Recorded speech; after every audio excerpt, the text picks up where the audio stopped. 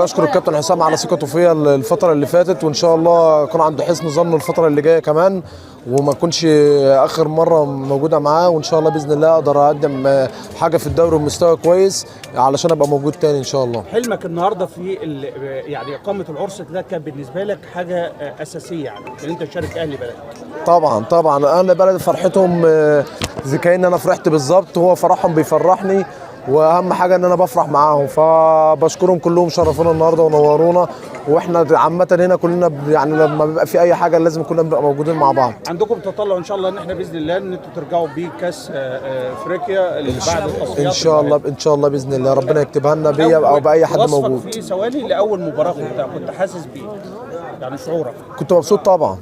كنت مبسوط طبعا. طبعا. مين اكتر حد كان بيساندك وبيدعي لك في الفتره دي؟ والدتك، والدك؟ طبعا كانوا داعمين ليا